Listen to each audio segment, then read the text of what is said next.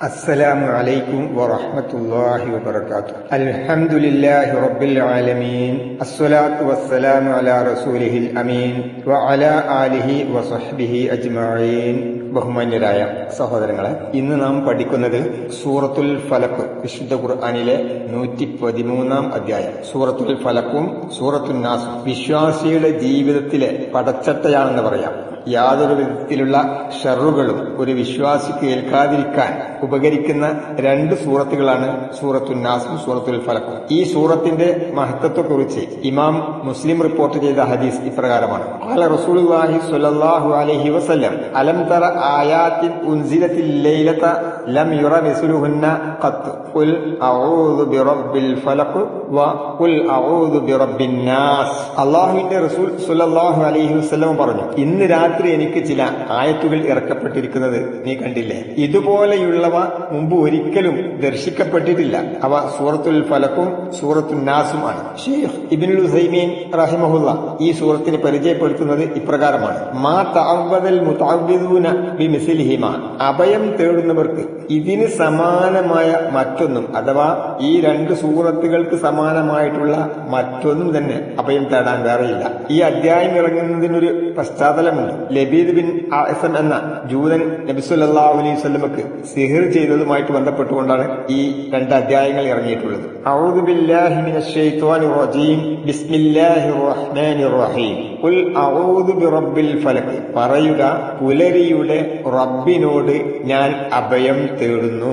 ഔദു എന്നാൽ നേരത്തെ നമ്മൾ പഠിച്ചിട്ടുണ്ട്, ഇബ്നു ഉസൈമീൻ പറഞ്ഞിട്ടുള്ളത് അഅ്തസിമു വ അൽജഉ ഇലല്ലാഹ്. ഞാൻ അല്ലാഹുവെ മുറുകെ പിടിക്കുകയും അവനിലേക്ക് അഭയം പ്രാപിക്കുകയും ചെയ്യുന്നു എന്നാണ് ഔദിന്റെ താല്പര്യം. ഫലക്ക് എന്ന് പറഞ്ഞാൽ പ്രഭാതം, പുലരി. പ്രഭാതം ഉണ്ടാകുന്നത് കഠിനമായ ഇരുട്ടിനെ കീറി മുറിച്ച് പ്രഭാതം പുറത്തു വരികയാണ്. ഇരുട്ടിൽ നിന്നാണ് പ്രഭാതം ഉണ്ടാകുന്നത്. അപ്പോൾ പ്രഭാതത്തെ കൊണ്ടുവരുന്ന, പ്രഭാതത്തിന്റെ ഉടമസ്ഥനായ, ആ പ്രഭാതത്തെ നിശ്ചയിച്ചിട്ടുള്ള അല്ലാഹു സുബ്ഹാനഹു വ തആലയോട് നമ്മുടെ പ്രയാസങ്ങൾ, നമ്മുടെ ബുദ്ധിമുട്ടുകൾ നാം ബോധിപ്പിക്കുകയാണ്. എന്നിട്ട് അവനോട് നാം രക്ഷ തേടുകയാണ്. അതാണ് ഖുൽ അഊദു ബിറബ്ബിൽ ഫലഖ് എന്നുള്ളത് കൊണ്ട് ഉദ്ദേശിക്കുന്നത്. പുലർച്ച സമയം മനുഷ്യന് പലതരത്തിലുള്ള ഷർറുകൾ ഉണ്ടാകാൻ സാധ്യതയുള്ള സമയമാണ്. രണ്ട് സമയങ്ങൾ, പുലർച്ചയും അതുപോലെ തന്നെ അസ്തമന സമയവും. രാത്രി ഇരുട്ട് മൂടി വരുമ്പോഴുള്ള സമയം, അതുപോലെ തന്നെ പ്രഭാതം ഉദിക്കുന്നതിന് മുമ്പുള്ള ആ സമയം. ഇത് രണ്ടും പലതരത്തിലുള്ള പ്രയാസങ്ങൾ ഉണ്ടാകുന്ന സമയമാണ്. അതുകൊണ്ട് ആ സമയത്തെ ബുദ്ധിമുട്ടുകളിൽ നിന്ന്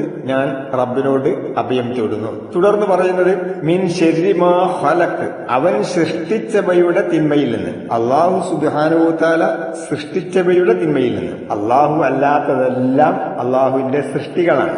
ആ സൃഷ്ടികളിൽ ചിലത് നമുക്ക് ദോഷമുണ്ട്, ദോഷം വരുത്തുന്നവയുണ്ട്. ചിലത് ഉപകാരമുള്ളതാണ്. ഉപകാരമുള്ള വസ്തുക്കൾ കൊണ്ടും അല്ലെങ്കിൽ ജീവികൾ കൊണ്ടും മനുഷ്യന് ഷർറുണ്ടാവാം. ഉപകാരവും ഉപദ്രവവും ഒരേ വസ്തുക്കളിൽ നിന്നുണ്ടാവാം. എന്തു തന്നെയായാലും അള്ളാഹു സൃഷ്ടിച്ചിട്ടുള്ള എന്തെല്ലാം വസ്തുക്കളുണ്ടോ, എന്തെല്ലാം ജീവികളുണ്ടോ, അവയുടെ എല്ലാ തരത്തിലുള്ള ദോഷങ്ങളിൽ നിന്നും ഷർറുകളിൽ നിന്നും പ്രയാസങ്ങളിൽ നിന്നും ഉപദ്രവങ്ങളിൽ നിന്നും അള്ളാഹുവെ ഞാൻ നിന്നോട് രക്ഷ ചോദിക്കുന്നു, അഭയം തേടുന്നു. ഇതാണ് മിൻ ശർരി മാ ഖലഖ് എന്ന് പറയുന്നത്. നബി സല്ലല്ലാഹു അലൈഹി വസല്ലമ വൈകുന്നേരം പ്രാർത്ഥിക്കാറുണ്ടായിരുന്ന പ്രാർത്ഥന നമ്മൾ നേരത്തെ സൂറത്തുൻ നാസ് പഠിച്ച സന്ദർഭത്തിൽ പഠിച്ചിട്ടുണ്ട്. അഊദു ബികലിമാത്തില്ലാഹി തമ്മാത്തി മിൻ ശർരി മാ ഖലഖ്. അള്ളാഹുവിന്റെ പൂർണ്ണമായ നാമങ്ങൾ കൊണ്ട് മുൻനിർത്തിക്കൊണ്ട് അള്ളാഹുവിനോട് ചോദിക്കുന്നു, മിൻ ശർരി മാ ഖലഖ്. അഊദു ബികലിമാത്തില്ലാഹി തമ്മാത്തി മിൻ ശർരി മാ ഖലഖ്. അവൻ സൃഷ്ടിച്ചിട്ടുള്ള എന്തെല്ലാം വസ്തുക്കളുടെ ആ വസ്തുക്കളുടെ എല്ലാ ഉപദ്രവങ്ങളിൽ നിന്നും അള്ളാഹുവിന്റെ പരിപൂർണമായ നാമങ്ങളെ മുൻനിർത്തിക്കൊണ്ട് ഞാൻ അഭയം തേടുന്നു. അത് നാം ഓർമ്മിക്കേണ്ടതാണ്. ശേഷം അല്ലാഹു സുബ്ഹാനഹു വ തആല പറയുന്നു മൂന്നാമത്തെ ആയത്തിൽ, വമിൻ ശർരി ഗാസിഖിൻ ഇദാ വഖബ്. വമിൻ ശർരി, ദോഷത്തിൽ നിന്നും കെടുതിയിൽ നിന്നും എന്നൊക്കെ പറയാം, ഉപദ്രവത്തിൽ നിന്ന്, തിന്മകളിൽ നിന്ന്. ഗാസിഖിൻ, ഇരുട്ട് മൂടിയ രാത്രി. ഓസിക്ക് എന്ന് പറഞ്ഞാൽ വസക്ക എന്ന് പറഞ്ഞാൽ ഇരുട്ട് മൂടിയതാണ്. ഓസിക്ക് ഇരുട്ട് മൂടിയ രാത്രി എന്ന് പറഞ്ഞാൽ വൈകുന്നേരം ആ വെളിച്ചം അസ്തമിച്ച് ഇരുട്ട് മൂടി വരുന്ന സന്ദർഭം.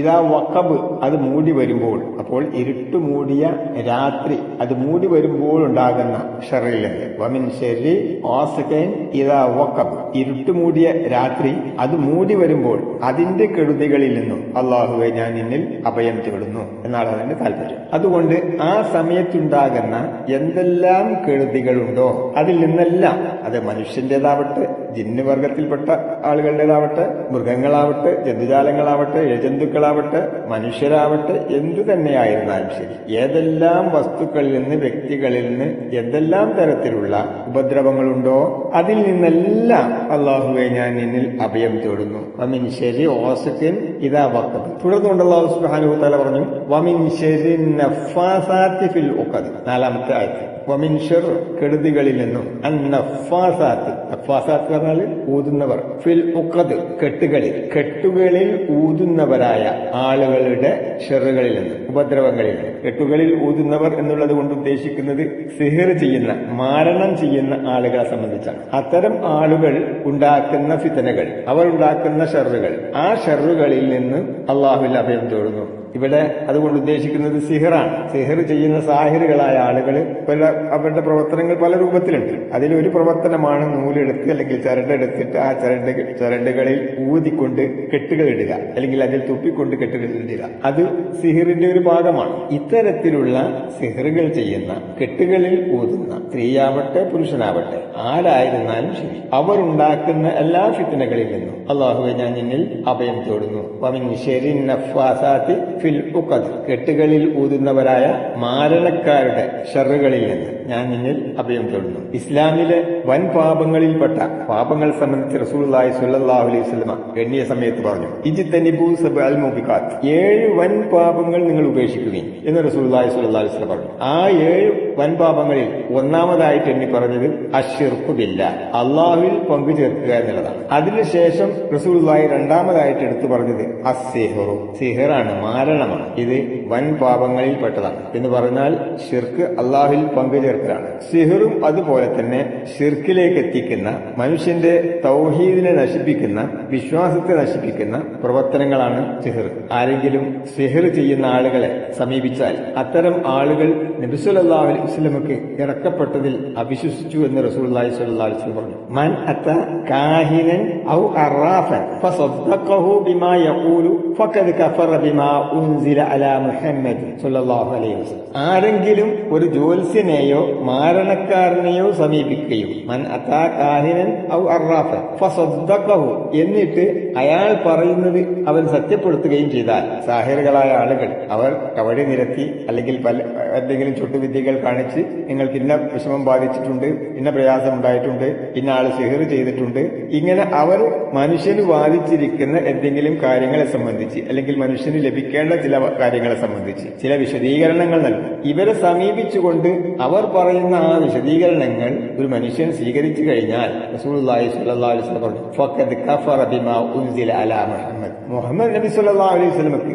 ഇറക്കപ്പെട്ടതിൽ അവൻ അവിശ്വസിച്ചു എന്ന് പറഞ്ഞാൽ കാഫറായി നടത്താം. ഖുർആനെ നിഷേധിച്ചു കഴിഞ്ഞാൽ, ഖുർആനിൽ അവിശ്വസിച്ചു കഴിഞ്ഞാൽ അവൻ കാഫറായി. അപ്പോൾ ഇത്തരത്തിലുള്ള ചില പ്രവൃത്തികൾ ചെയ്യുന്ന ആളുകളുണ്ട്. അവർ ചെയ്യുന്ന ഉപദ്രവങ്ങളിൽപ്പെട്ട ചില കാര്യങ്ങളാണ് കെട്ടുകളിൽ ഊതുക എന്നുള്ളത്. വമിൻ ശരിൻ നഫ്ഫാസാത്തി ഫിൽ ഉഖദ് കെട്ടുകളിൽ ഊതുന്നവരായ സാഹിറുകളുടെ, മാരണക്കാരുടെ തിന്മയിൽ നിന്നും അള്ളാഹുവെ ഞാൻ നിന്നിൽ അഭയം തേടുന്നു. അടുത്ത ആയത്ത് വമിൻ ശരി ഹാസിദിൻ ഇദാ ഹസദ്, വമിൻ ശരി ഹാസിദിൻ അസൂയക്കാരന്റെ ഉപദ്രവത്തിൽ നിന്ന്, ഇദാ ഹസദ് അവൻ അസൂയപ്പെട്ടാൽ ഉണ്ടാകുന്ന, വമിൻ ശരി ഹാസിദിൻ ഇദാ ഹസദ് അസൂയക്കാരൻ അസൂയപ്പെടുമ്പോൾ ഉണ്ടാകുന്ന ഷറുകളിൽ നിന്ന്, അതിന്റെ തിന്മയിൽ നിന്ന് അള്ളാഹുവെ ഞാൻ നിന്നിൽ അഭയം തേടുന്നു. ഇവിടെ സൂചിപ്പിച്ചിട്ടുള്ളത് മനുഷ്യന്റെ ഒരു ദുസ്വഭാവത്തെ സംബന്ധിച്ചാണ്. ഹസദ് എന്ന് പറഞ്ഞാൽ അസൂയ. ഒരു മറ്റൊരാൾക്കുണ്ടാകുന്ന ഏതെങ്കിലും തരത്തിലുള്ള ഒരു നന്മ, ആ നന്മ ഇല്ലാതായി കാണാനുള്ള ആഗ്രഹം, അതിലുണ്ടാകുന്ന അസ്വസ്ഥത. ഒരാൾക്ക് തന്നേക്കാൾ സമ്പത്തുണ്ടായി, അത് കാണുമ്പോൾ ഉണ്ടാകുന്ന ഒരു അസ്വസ്ഥത, അല്ലെങ്കിൽ ആരോഗ്യമുണ്ടായി, അല്ലെങ്കിൽ വേറൊരാൾക്ക് ഇങ്ങനെ ഏതെങ്കിലും തരത്തിലുള്ള നന്മകൾ മറ്റുള്ള ആളുകൾക്കുണ്ടാവുക. അത് തന്റെ അയൽക്കാരനോ കൂട്ടുകാരനോ അല്ലെങ്കിൽ മറ്റേതെങ്കിലും ആളുകൾക്കോ വ്യക്തികൾക്കോ ആർക്കുമാകാം. അവർക്കുണ്ടാകുന്ന ഈ പറഞ്ഞ രൂപത്തിലുള്ള ഏതെങ്കിലും ഒരു അനുഗ്രഹത്തിൽ അസ്വസ്ഥതയുണ്ടാവുകയും അത് നീങ്ങിപ്പോകണം എന്നുള്ള ഒരു ആഗ്രഹം, മോഹം, അല്ലെങ്കിൽ അതുകൊണ്ടുണ്ടാകുന്ന ഒരു മനസ്സിലുണ്ടാകുന്ന ഒരു ചൊറിച്ചിൽ അത് കാണുമ്പോൾ, അതിനാണ് ഇവിടെ അസൂയ എന്ന് പറയുന്നത്. ഇയാൾക്കത് ഉണ്ടായിക്കൊള്ളണമെന്നില്ല.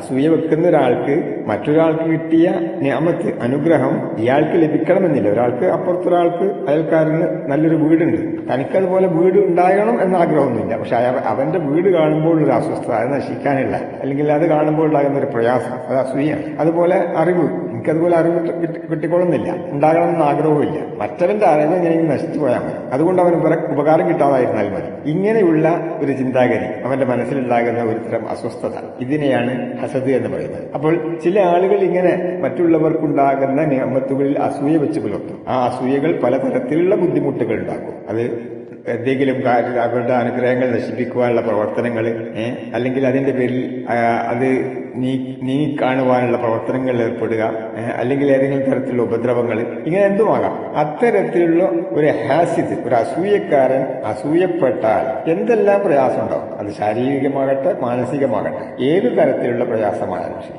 അള്ളാഹുവെ ഞാൻ നിന്നിൽ അഭയം തേടുകയാണ്. വമിൻ ശരി ഹാസിദ് ഇദാ ഹസദ്. ഈ അസൂയെ സംബന്ധിച്ച് റസൂലുള്ളാഹി സ്വല്ലല്ലാഹു അലൈഹി വസല്ലം പറഞ്ഞ ഒരു ഹദീസ് കൂടി നമ്മൾ മനസ്സിലാക്കണം. റസൂലുള്ളാഹി പറഞ്ഞു, ഇയ്യാകും വൽ ഹസദ് ഫഇന്നൽ ഹസദ യഅകുലുൽ ഹസനാത്ത് കമാ തഅകുലുൻ നാറുൽ ഹഖ്. നിങ്ങൾ അസൂയയെ സൂക്ഷിക്കണം. അസൂയ എന്ന് പറയുന്നത് തീ വിറകിന് എപ്രകാരമാണോ തിന്നു കളയുന്നത്, അതുപോലെ മനുഷ്യന്റെ സകല നന്മകളെയും അസൂയ നശിപ്പിച്ചു കളയും. വിറകിന് തീ പിടിച്ചാൽ പിന്നെ ആ വിറക് കത്തി ചാമ്പലാകുക ചെയ്യാം, വെണ്ണീരായി മാറും. വെണ്ണീരായ പിന്നെ അത് വിറകാക്കി മാറ്റാൻ കഴിയില്ല. വെണ്ണീര് പിന്നെ കത്തൂരല്ല, പിന്നെ ഉപകാരമില്ലാത്ത വസ്തുവായി മാറും. ഇതുപോലെയാണ് ഒരു മനുഷ്യന് അസൂയ ഉണ്ടായാൽ. അസൂയ വെച്ചാൽ അയാളുടെ നന്മകൾ, അയാൾ ചെയ്തിട്ടുള്ള നന്മകളൊക്കെ ഉണ്ടല്ലോ, അതൊക്കെ ഇതുപോലെ ചാമ്പലായി പോകും. പിന്നീട് തിരിച്ചു കൊണ്ടുവരാൻ പറ്റാത്ത രൂപത്തിൽ, ആ രൂപത്തിൽ ഉള്ള ഒരു മാറ്റം അതിനുണ്ടാവും, അവന്റെ നന്മകൾക്കുണ്ടാകുമെന്നർത്ഥം. നന്മകൾ വെണ്ണീരായി പോകും. അപ്പോൾ ഇങ്ങനെ അസൂയ വെക്കുന്നതിന് നിങ്ങൾ സൂക്ഷിക്കണം എന്ന് റസൂലുള്ളാഹി സ്വല്ലല്ലാഹു അലൈഹി വസല്ലം നമ്മോട് താക്കീത് നൽകുന്നുണ്ട്. അസൂയ രണ്ടു തരത്തിലുണ്ട്. ഒരാൾക്കുണ്ടാകുന്ന അനുഗ്രഹം നീങ്ങിക്കാണാനുള്ള ആഗ്രഹം, അതൊരു അസൂയാണ്. എന്നാൽ ചില കാര്യങ്ങൾ അസൂയാകാം, അത് തനിക്കും ഉണ്ടാവാനുള്ള, അവന്റെ നശിച്ചിട്ടല്ല, നമുക്കും ഉണ്ടാവും. ഒരാൾക്ക് നല്ല അറിവുണ്ട്, അയാൾ നല്ല പാണ്ഡിത്യമുള്ള മനുഷ്യനാണ്, എനിക്കും അതുപോലെ അറിവ് വേണം, മറ്റയാളെ അറിവ് നശിപ്പിച്ചിട്ടല്ല, നമുക്കും അതുപോലെ അറിവുണ്ടാവണം എന്ന് ചിന്തിക്കുകയും അതിനുവേണ്ടി പ്രയത്നിക്കുകയും ചെയ്യുക. ഇത് അസൂയയാണെങ്കിലും അത് പ്രോത്സാഹിപ്പിക്കപ്പെടുന്നതാണ്. മറ്റുകൊണ്ട് നീങ്ങാൻ ആഗ്രഹമൊന്നുമില്ല, എനിക്ക് അത് കാണുമ്പോൾ അതുപോലെ എനിക്കും അറിവുണ്ടാവണം, ഇൽമുണ്ടാകണം എന്ന ആഗ്രഹമാണ്. ആ അസൂയ പ്രോത്സാഹിപ്പിക്കപ്പെടേണ്ടതാണ്. മറിച്ച് അത് നീങ്ങിക്കാണുവാനുള്ള, അവരുടെ അനുഗ്രഹം നീങ്ങിക്കാണുവാനുള്ള ആഗ്രഹം, അതാണ് യഥാർത്ഥത്തിൽ റസൂലുള്ളാഹി സ്വല്ലല്ലാഹു അലൈഹി വസല്ലം പാടില്ല എന്ന് പറഞ്ഞിട്ടുള്ള അസൂയ. ഈ രണ്ട് സൂറത്തുകളിലൂടെയും നമുക്ക് പഠിക്കാനുള്ള ചില കാര്യങ്ങളുണ്ട്. സൂറത്തുൽ നാസിലൂടെയും സൂറത്തുൽ ഫലക്കിലൂടെയും നമ്മുടെ ജീവിതത്തിലെ സകല വിധത്തിലുള്ള തിന്മകളിൽ നിന്നും രക്ഷപ്പെടാൻ നബി സല്ലല്ലാഹു അലൈഹി വസല്ലം പഠിപ്പിച്ച പ്രാർത്ഥനകളാണ് ഇതിലടങ്ങിയിട്ടുള്ളത്. ഇത് നാം ശീലമാക്കേണ്ടതാണ്. നമ്മുടെ എല്ലാ നമസ്കാരത്തിനു ശേഷവും ഇത് പാരായണം ചെയ്യുവാൻ നാം കൽപ്പിക്കപ്പെട്ടിട്ടുണ്ട്. അതുപോലെ കിടക്കുന്ന സമയത്ത് നബി സല്ലല്ലാഹു അലൈഹി വസല്ലം തന്റെ കൈവെള്ളയിൽ ഊതി ഈ സൂറത്തുകൾ ഓതി, ഇതും ഇതിനും തൊട്ടുമുമ്പിലുള്ള സൂറത്തുൽ ഇഖ്ലാസും, ഈ മൂന്ന് സൂറത്തുകളും ഓതിയിട്ട് കൈകൾ കൊണ്ട് ശരീരം സകലം തടപാറുണ്ടായിരുന്നു എന്ന് കാണുവാൻ സാധിക്കും. അതുപോലെ തന്നെ എന്ത് പ്രയാസമുണ്ടായാലും ശരി, നമ്മൾ അഭയം തേടേണ്ടത് അള്ളാഹുവിലാണ്. അത് നമ്മുടെ വിശ്വാസത്തിന്റെ ഭാഗം കൂടിയാണ്. ചില ആളുകൾ അവർക്ക് എന്തെങ്കിലും പ്രയാസങ്ങൾ ഉണ്ടാകുന്ന സമയത്ത് കുറെ അള്ളാഹുവിനോട് തേടിക്കൊണ്ടിരിക്കും. ചില തേട്ടങ്ങളൊന്നും തേടിയ ഉടനെ അതിന് ഫലപ്രാപ്തി ഉണ്ടായിക്കൊള്ളണമെന്നില്ല. അപ്പോൾ ആരെങ്കിലും ചില ഉപദേശങ്ങൾ കൊടുക്കും. ഇന്ന സാഹിറിനെ, ഇന്ന ആളെ സമീപിക്കുക, ഇന്ന തങ്ങളെടുത്ത്, അല്ലെങ്കിൽ ഇന്ന ജ്യോത്സ്യന്റെ അടുത്ത്, ഇന്ന പൂജാരിയുടെ അടുത്ത് ഒന്ന് പോയി നോക്കുക. ഇങ്ങനെ പറഞ്ഞ് മനുഷ്യന്റെ വിശ്വാസത്തെ നഷ്ടപ്പെടുത്തുന്ന രൂപത്തിലുള്ള ചില പ്രവർത്തനങ്ങളുണ്ട്. അങ്ങനെ നീങ്ങി പോകാൻ സാധ്യതയുണ്ട്. അപ്പോൾ അതിനെതിരിലുള്ള ഒരു രക്ഷാ കവചമാണ് ഈ രണ്ട് സൂറത്തുകളും. എന്തു തന്നെ വന്നാലും, എന്തു പ്രയാസമുണ്ടായാലും ശരി, അത് നമുക്ക് അറിവുള്ളതാവട്ടെ അറിയാത്ത വിഷയങ്ങളിലാവട്ടെ, മനുഷ്യരിൽ നിന്നാവട്ടെ ജിന്നുകളിൽ നിന്നാവട്ടെ മറ്റു ജീവജാലങ്ങളിലാവട്ടെ, അള്ളാഹുവിന്റെ ഏത് തരത്തിലുള്ള സൃഷ്ടികളിൽ നിന്നുള്ളതാവട്ടെ, അതിൽ നിന്നെല്ലാം രക്ഷ പ്രാപിക്കുവാൻ, അഭയം തേടുവാൻ ഏറ്റവും യോഗ്യനായിട്ടുള്ളവൻ അള്ളാഹു മാത്രമാണ്. അവനിൽ മാത്രമേ ഞാൻ അഭയം തേടുകയുള്ളൂ, മറ്റൊന്നിനോടും ഞാൻ അഭയം ചോദിക്കുകയില്ല. ഈ ഒരു സന്ദേശം ഈ രണ്ട് സൂറത്തുകളും നമുക്ക് നൽകുന്നുണ്ട്. ഇനി ഈ രണ്ട് സൂറത്തുകളും ഇറങ്ങിയതിന്റെ ഒരു പശ്ചാത്തലമുണ്ട്. നബി സല്ലല്ലാഹു അലൈഹി വസല്ലമക്ക് ലബീദ് ബിൻ ആസം എന്ന് പറയുന്ന ഒരു ജൂതൻ സിഹർ ചെയ്തത് ഹദീസ് ഗ്രന്ഥങ്ങളിൽ നമുക്ക് കാണുവാൻ സാധിക്കും. ബുഖാരിയിലും മുസ്ലിമിലും ഈ ഹദീസുകൾ റിപ്പോർട്ട് ചെയ്യപ്പെട്ടിട്ടുണ്ട്. ഹദീസിന്റെ ചുരുക്കം ആയിഷ റളിയല്ലാഹു അൻഹ റിപ്പോർട്ട് ചെയ്യുന്ന കാണാം. സഹറ റസൂലുള്ളാഹി സ്വല്ലല്ലാഹു അലൈഹി വസല്ലം റജുലുൻ മിൻ ബനി സുറൈഖ് യുഖാലു ലഹു ലബീദ് ബിൻ ആസം. ബനൂ സുറൈഖ് ഗോത്രക്കാരനായ ലബീദ് ബിൻ ആസം എന്ന ജൂതനായ ഒരു മനുഷ്യൻ അള്ളാഹുവിന്റെ റസൂലിന് സല്ലല്ലാഹു അലൈഹി വസല്ലം മാരണം ചെയ്തു. ഇതിന്റെ ഫലമായി റസൂലുള്ളാഹി സ്വല്ലല്ലാഹു അലൈഹി വസല്ലമക്ക് ചില അസ്വസ്ഥതകൾ ഉണ്ടായി. അദ്ദേഹം ചെയ്യാത്ത കാര്യങ്ങൾ ചെയ്തു എന്ന് തോന്നുക, അല്ലെങ്കിൽ ചെയ്ത കാര്യങ്ങൾ മറവി അനുഭവപ്പെടുക, ഒരു ശാരീരികമായിട്ടുള്ള ചെറിയ അസ്വസ്ഥതകൾ. ഒരു ദിവസം നബി സല്ലല്ലാഹു അലൈഹി വസല്ലമ അള്ളാഹുവിനോട് പ്രാർത്ഥിച്ചുകൊണ്ടിരിക്കെ രണ്ട് മലക്കുകൾ അവിടുത്തെ അടുക്കൽ വന്നു. ഒരാൾ റസൂലുള്ളാഹി സ്വല്ലല്ലാഹു അലൈഹി വസല്ലമയുടെ തലഭാഗത്തും മറ്റൊരാൾ കാൽഭാഗത്തും ഇരുന്നു. എന്നിട്ട് അവർ തമ്മിൽ ആ രണ്ട് മലക്കുകൾ തമ്മിൽ സംസാരിച്ചുകൊണ്ടിരിക്കുകയാണ്. ഒരു മലക്ക് പറഞ്ഞു, ഇദ്ദേഹത്തിന് എന്താണ് പറ്റിയത്? അപ്പോൾ മറ്റൊരാൾ പറഞ്ഞു, ഇദ്ദേഹം മാരണം ചെയ്യപ്പെട്ടിരിക്കുന്നു എന്ന് പറഞ്ഞാൽ സിഹർ ബാധിക്കപ്പെട്ടിരിക്കുന്നു. അപ്പോൾ ആദ്യത്തെ മലക്ക് വീണ്ടും ചോദിക്കുന്നു, ആരാണത് ചെയ്തത്? ലബീദ് ബിൻ ആസം എന്ന് മറ്റൊരാൾ മറുപടി പറഞ്ഞു. എന്തുകൊണ്ടാണ് ചെയ്തത്? അത് ചീർപ്പിലും മുടിയിലും ആൺപനയുടെ പൂങ്കുഴയിലുമാണ് ചെയ്തിട്ടുള്ളത് എന്ന് മലക്ക് പ്രതിനിധിച്ചു. അപ്പോൾ മലക്ക് വീണ്ടും ചോദിച്ചു, അത് എവിടെയാണുള്ളത്? രണ്ടാമത്തെ മലക്ക് പറഞ്ഞു, ദർവാൻ കിണറ്റിലാണതുള്ളത്. തുടർന്ന് നബി സല്ലല്ലാഹു അലൈഹി വസല്ലമ അവിടെ പോയി ആ കിണറ്റിൽ നിന്ന് ആ വസ്തുക്കൾ പുറത്തെടുത്തു. ആ സന്ദർഭത്തിൽ ആ കിണറ്റിലെ വെള്ളം മൈലാഞ്ചി കലക്കിയതുപോലെ ചുവന്നിരുന്നുവെന്ന് റസൂലുള്ളാഹി സ്വല്ലല്ലാഹു അലൈഹി വസല്ലം പറഞ്ഞു. പ്രവാചകൻ ആ സിഹർ, ആ മാരണം എടുത്ത് നശിപ്പിച്ചു കളഞ്ഞു. സഹീഹുൽ ബുഖാരിയിലെ 5763 നമ്പർ ഹദീസിലും അതുപോലെ തന്നെ സഹീഹ് മുസ്ലിം 2189 നമ്പർ ഹദീസിലും ഇത് നമുക്ക് കാണുവാൻ സാധിക്കും. ഇവിടെ നമ്മൾ മനസ്സിലാക്കേണ്ടത്, ചില ആളുകൾ നബി സല്ലല്ലാഹു അലൈഹി വസല്ലമക്ക് സിഹർ ബാധിച്ചതിനെ നിഷേധിക്കാറുണ്ട്. കാരണം അദ്ദേഹം ഒരു സാഹിറല്ല എന്ന് ഖുർആൻ പറഞ്ഞതുമായിട്ടൊക്കെ ബന്ധപ്പെടുത്തിക്കൊണ്ട് പറയാറുണ്ട്. ഇവിടെ മനുഷ്യ സഹജമായ ചില പ്രയാസങ്ങൾ ഉണ്ടായി, അദ്ദേഹം ഒരു മനുഷ്യനാണ്, ഇങ്ങനെ മനുഷ്യർക്ക് സംഭവിക്കാം എന്നുള്ളതിന് ഉദാഹരണമാണിത്. അത് പ്രവാചകൻ ആ പ്രയാസത്തിൽ നിന്ന് നീങ്ങുവാൻ വേണ്ടി അള്ളാഹു അല്ലാത്ത മറ്റൊരാളെയും സമീപിച്ചിട്ടില്ല. വിശുദ്ധ ഖുർആനിൽ അള്ളാഹു സുബ്ഹാനഹു വ തആല ഈ രണ്ട് സൂറത്തുകളിലായി 11 ആയത്തുകൾ ഇറക്കി. ലബീദ് ബിൻ ആസം ചെയ്തിട്ടുള്ള സിഹർ, അതിൽ ഒരു ചരടിൽ 11 കെട്ടുകളായിരുന്നു ഉണ്ടായിരുന്നത്. സൂറത്തുൽ ഫലക്കിലെയും സൂറത്തുൽ നാസിലെയും ഓരോ ആയത്തുകളും ഓതുന്ന സമയത്ത് അതിന്റെ ഓരോ കെട്ടുകളും ആ കെട്ടുകൾ കൊണ്ടുണ്ടായ ദോഷങ്ങളും ഇല്ലാണ്ടാവുകയും 11ാമത്തെ ആയത്ത്, അവസാന ആയത്ത് ഓതി കഴിയുന്നതോടുകൂടി പൂർണ്ണമായും അതിൽ നിന്ന് പ്രവാചകൻ സല്ലല്ലാഹു അലൈഹി വസല്ലം മുക്തനാവുകയും ചെയ്തു. ഇതാണ് ഈ സംഭവം. ഇതിലെ ഓരോ ആയത്തുകളും പാരായണം ചെയ്യുന്ന സമയത്ത് അതിലെ ഓരോ കെട്ടുകൾ അഴിയുകയും അഥവാ ആ കെട്ടുകൾ മൂലമുണ്ടായ പ്രയാസങ്ങൾ നീങ്ങുകയും പരിപൂർണമായ സുഖം പ്രാപിക്കുകയും ചെയ്തു. എല്ലാ അസ്വസ്ഥതകളും നീങ്ങി. ഇതാണ് അതിന്റെ താല്പര്യം. ഇതിനെ നിഷേധിക്കേണ്ടുന്ന യാതൊരു കാര്യവുമില്ല. റസൂൽ സല്ലല്ലാഹു അലൈഹി വസല്ലമക്ക് നമസ്കാരത്തിൽ മറവി സംഭവിച്ചതുകൊണ്ടാണല്ലോ നമ്മൾ സെഹവിന്റെ സുജൂദ് ചെയ്യുന്നത്. അത് പഠിക്കാൻ കാരണമായത്. അപ്പൊ പ്രവാചകന് മറവി സംഭവിക്കാൻ പാടുണ്ടോ എന്ന് ചോദിക്കുന്നതിൽ അർത്ഥമില്ല. അദ്ദേഹം ഇങ്ങനെ പ്രയാസമുണ്ടായ സമയത്ത് ഏതെങ്കിലും സൃഷ്ടികളുടെ അടുക്കലേക്ക് പോയിട്ടില്ല. എനിക്ക് പ്രയാസമുണ്ടായിട്ടുണ്ട്, എനിക്ക് സിഹർ ബാധിച്ചിട്ടുണ്ട്, എനിക്ക് അല്ലെങ്കിൽ മറവി സംഭവിക്കുന്നുണ്ട്, അതുകൊണ്ട് എന്നെ രക്ഷപ്പെടുത്തണം, ഇതിന് പരിഹാരം കാണിച്ചു തരണം എന്ന് പറഞ്ഞ് ഒരു സൃഷ്ടിയുടെ അടുക്കലേക്ക് പ്രവാചകൻ സല്ലല്ലാഹു അലൈഹി വസല്ലം പോയിട്ടില്ല. മറിച്ച് പ്രവാചകൻ ചെയ്തത് അല്ലാഹു സുബ്ഹാനഹു വ തആല അവതരിപ്പിച്ച വിശുദ്ധ ഖുർആനിലെ ആയത്തുകൾ ഓതുകയാണ് ചെയ്തത്. അതുമൂലം അദ്ദേഹത്തിന് അതിൽ നിന്ന് സുഖം പ്രാപിക്കാൻ സാധിക്കുകയും ചെയ്തു. അല്ലാഹു സുബ്ഹാനഹു വ തആല പറഞ്ഞില്ലേ വിശുദ്ധ ഖുർആനെ സംബന്ധിച്ച്, ശിഫാഉൻ ലിമാ ഫിസ്സുദൂർ, അത് ഹൃദയങ്ങൾക്കുള്ള ശമനമാണ്, അതിൽ രോഗത്തിനുള്ള ശമനമുണ്ട് എന്ന് അല്ലാഹു സുബ്ഹാനഹു വ തആല പറഞ്ഞു. മനസ്സിനെ ബാധിക്കുന്ന ഇത്തരത്തിലുള്ള പ്രയാസങ്ങൾ നീങ്ങുവാൻ, നീക്കിക്കളയുവാൻ വിശുദ്ധ ഖുർആനിലെ ആയത്തുകൾക്ക് സാധിക്കും എന്നാണ് ഇതിന്റെ താല്പര്യം. അതല്ലാതെ മറ്റേതെങ്കിലും തരത്തിൽ പ്രവാചകന്റെ ബലഹീനതയായോ പ്രവാചകൻ നുബുവത്ത്, പ്രവാചകന് ലഭിച്ച വഹി മുഴുവനായിട്ട് മനുഷ്യർക്ക് ലഭിക്കാതിരിക്കാൻ കാരണമാവുകയോ അദ്ദേഹത്തിന്റെ ഉത്തരവാദിത്തങ്ങളിൽ വീഴ്ച വരുത്തുകയോ ഒന്നും ഉണ്ടായിട്ടില്ല. മനുഷ്യ സഹജമായ ഒരു പ്രയാസം ഉണ്ടായെന്ന് മാത്രം. ഈ സംഭവത്തെ തുടർന്നുകൊണ്ടാണ് ഈ 2 അധ്യായങ്ങളും സൂറത്തുൽ ഫലക്കും സൂറത്തുൽ നാസും അവതരിപ്പിക്കപ്പെട്ടിട്ടുള്ളത്. ഇത് നമ്മുടെ ജീവിതത്തിലും നാം ഓരോരുത്തരും ഏത് തരത്തിലുള്ള പ്രയാസങ്ങൾ ഉണ്ടായാലും ഷർറുകൾ ഉണ്ടായാലും അള്ളാഹുവിൽ മാത്രമാണ് അഭയം തേടേണ്ടത്. അള്ളാഹു അല്ലാത്ത ഒരു സൃഷ്ടികളിലേക്കും നീങ്ങിപ്പോകരുത്. അങ്ങനെയായി കഴിഞ്ഞാൽ അത് നമ്മുടെ വിശ്വാസത്തെ നശിപ്പിച്ചു കളയും, ശിർക്കിൽ ആപതിച്ചു പോകും. അള്ളാഹു സുബ്ഹാനഹു വ തആല ഒരിക്കലും പൊറുക്കാത്ത പാപമായ ശിർക്ക് മനുഷ്യനിൽ സംഭവിച്ചു കഴിഞ്ഞാൽ ശാശ്വതമായ നരകമായിരിക്കും അവനുണ്ടായിരിക്കുക. ഇത്തരം ആഭിജാത്യങ്ങൾ ചെയ്യുന്ന, സിഹർ ചെയ്യുന്ന, മാരണം ചെയ്യുന്ന ആളുകളെ സമീപിച്ചു കഴിഞ്ഞാൽ അവൻ അവിശ്വാസിയായി തീർന്നു. നബി സല്ലല്ലാഹു അലൈഹി വസല്ലമക്ക് അവതരിപ്പിച്ചതിൽ അവൻ അവിശ്വസിച്ചു കളഞ്ഞു എന്ന് പറഞ്ഞാൽ അവൻ കാഫിറായി എന്നർത്ഥം. അല്ലാഹു സുബ്ഹാനഹു വ തആല കാര്യങ്ങൾ ശരിയായ രൂപത്തിൽ പഠിച്ച് മനസ്സിലാക്കി ശരിയായ വിശ്വാസിയായി ജീവിക്കുവാൻ അനുഗ്രഹിക്കുമാറാവട്ടെ. റബ്ബനാ തഖബ്ബൽ മിന്നാ ഇന്നക അൻതസ് സമീഉൽ അലീം വതുബ് അലൈനാ ഇന്നക അൻതത് തവ്വാബുർ റഹീം.